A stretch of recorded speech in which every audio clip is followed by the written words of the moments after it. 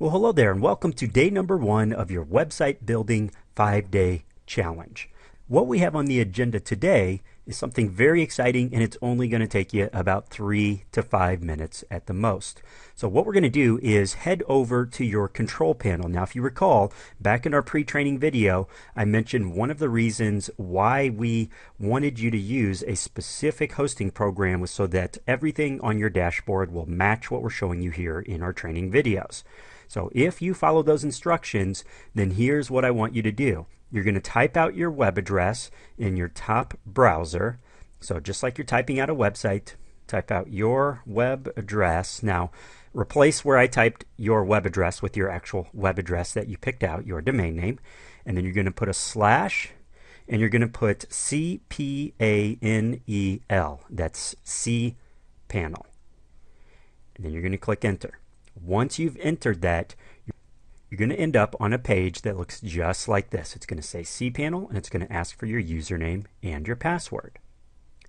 Your username and password were selected when you set up your hosting and your domain name yesterday during the pre-training session. If you're unable to remember what that username and password is, simply go to your email inbox, the email that you typed in when you were setting up your account, and look for that confirmation email. It will provide you with a link to your cPanel, it will provide you with the username, and it will provide you with your password. Go ahead and enter those in now. Click the login button. After you've clicked that login button, you should be brought to a page that looks very similar to what you see here. This is your cPanel control panel. And yes, there's a lot of buttons and icons and a lot of different things that you can do here, but we're going to ignore 98% of this. We're on a mission right now. We're on a mission to install your software that's going to be the backbone of your brand new website. And the way we do that is we're going to scroll down, and what you're looking for is what looks like a little stopwatch or a little miniature clock icon right here where it says quick install. It should be underneath the software and services tab. And again, it's about halfway down. It's about halfway down the screen. As you can see, I scrolled to get down here, and it says quick install. You're going to click on this icon. Once you've clicked the icon, you're going to be brought to this page here where you're going to see a bunch of options here on the left-hand side of the screen. You're going to locate where it says WordPress, and you're going to click that now.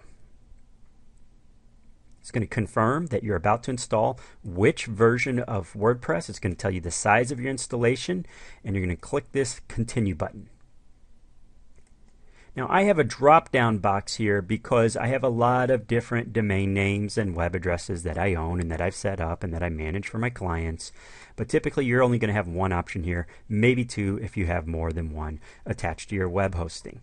But what you're going to do is type out, we're going to leave this box blank, and we're going to simply type out an email address.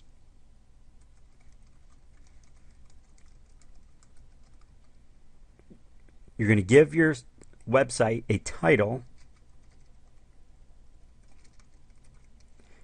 and you're going to put your name here. Now, as you can see, I'm just putting little placeholders in here. And when you're done, you're going to click the Install Now button. Now, typically the process is going to take somewhere around 30 seconds, maybe a minute, maybe up to a minute and a half, 2 minutes, depending on the speed of your connection, and a couple other factors, of course, can play into that. But generally speaking, it's only going to take you about a minute to 2 minutes at the most for the installation to be complete.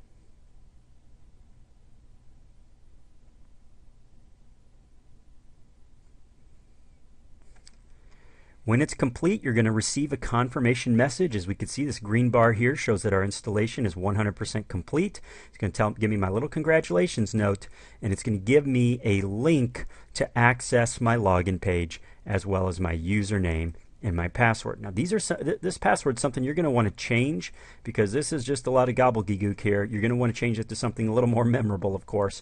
But I'm going to go ahead and open up in a new tab where it says you can access your installation by clicking here.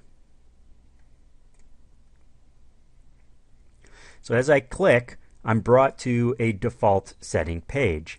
Congratulations, you've now installed your website. Now, hold on just a second here. I know you might be thinking, wow, that's a very plain and ugly website. It's just a bunch of white background, very little going on here. But keep in mind that we can customize everything from layout to the size of pictures, what pictures are displayed, what buttons are displayed, where they're displayed, boxes on the site, sidebar, links, everything about this can be customized. This is simply the default basic setting. If you get to the ugly white page, then you know you've done it correctly. Congratulations, we have a couple more steps in store for you in our very next video. You're ready to move on? Scroll down, click start on the next video. I'll see you in just a moment.